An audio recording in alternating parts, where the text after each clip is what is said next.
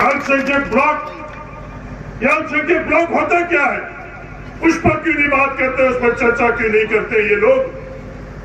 अल्पसंख्यक ब्लॉक जहां 25% से ज्यादा आबादी अल्पसंख्यक समुदाय की हुई, पहले वो जिला आधार था, जिला आधार के कारण हम लोगों के यहाँ अल्पसंख्यक ब्लॉक नहीं होने के कारण हम लोगों को उस स्कीम का फायदा नहीं मिलता था।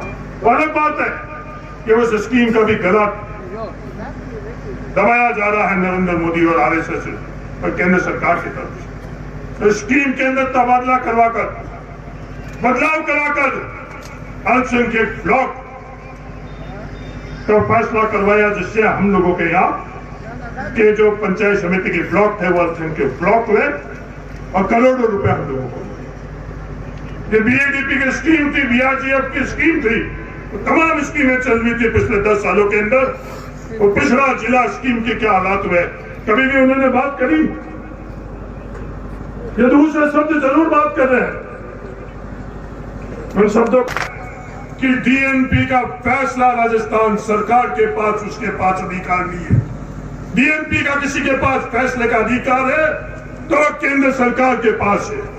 केंद्र सरकार के पास जाकर बात नहीं करी, बात क्या करी? राजस्थान सरकार के मुख्यमंत्री के सामने, जिनके पास डीएनपी के संदर्भ में कोई अधिकार नहीं है। क्या हमारे बच्चों को नहीं पता?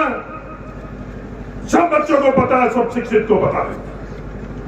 जब आप लोगों की ताकत से मैं सांसद बना तो उस वक्त फैसला करवाया डीएनपी के संदर्भ के अंदर कि डीएनपी के अंदर विकास के लिए अगर कुछ आवश्यक चीज है तो वो डेवलपमेंट प्लान है। आप लोगों की दी हुई ताकत से उस दिन जो डेवलपमेंट प्लान के अंदर जिन कामों को शामिल किया डीएनपी के इलाके के अंदर, वही काम हो सकते हैं। उसकी चर्चा नहीं करी इन्होंने, सिर्फ बात करनी डीएनपी की, लोगों में यह दिखाना कि डीएनपी मुद्दा है। और इनके संदर्भ में बात कर रहे हैं, किसके पास है अधिकार और इनके संदर्भ में? कभी अपने परिवार में सच्चाई से बात करी कि ओरन के संदर्भ के अंदर फैसला किसने किया? हमारे परिवार के बीच में, बाड़मेर जैसलमेर के लोगों के बीच में कभी आपने इसकी बात करी कि सरकारों के पास अधिकार नहीं है, राजस्थान सरकार के पास अधिकार नहीं है, केंद्र की सरकार के पास अधिकार नहीं है? सुप्रीम कोर्ट ने फैसला किया और इनके संदर्भ में पर कभी भी आपने ईमानदारी से नहीं किया। सिर्फ आप लोगों को दिखाने के लिए या होने की बात करें। सुप्रीम कोर्ट के फैसले के अंतर्गत ये ओरेंज का काम आगे बढ़वा है।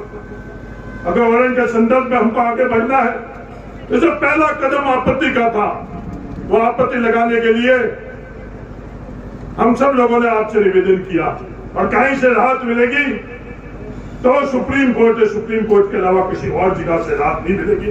ये सच्चाई है। पीने के पानी के संदर्भ में आईजीएनपी से रामसर भेटवा क्षेत्र के अंदर जब स्कीम सैंक्शन हुई थी, उस दिन डीएनपी के कारण वो स्कीम रुक गई थी।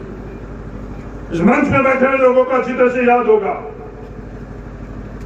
रामसर के अंदर मीटिंग थी,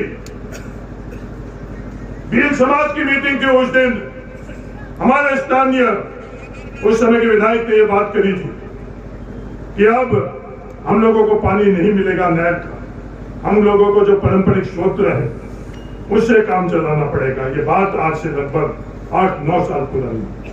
उस दिन भी मैंने आप लोगों की दी हुई ताकत से, हम लोग थके नहीं, फिर मुद्दा नहीं बनाया, विवाद नहीं बना किया और उसका हल निकाला। नर्मदा से इस इलाके के लिए स्कीम स्वीकृत कराकर और शुरू करवाई, वो आप लोगों की दी हुई ताकत से।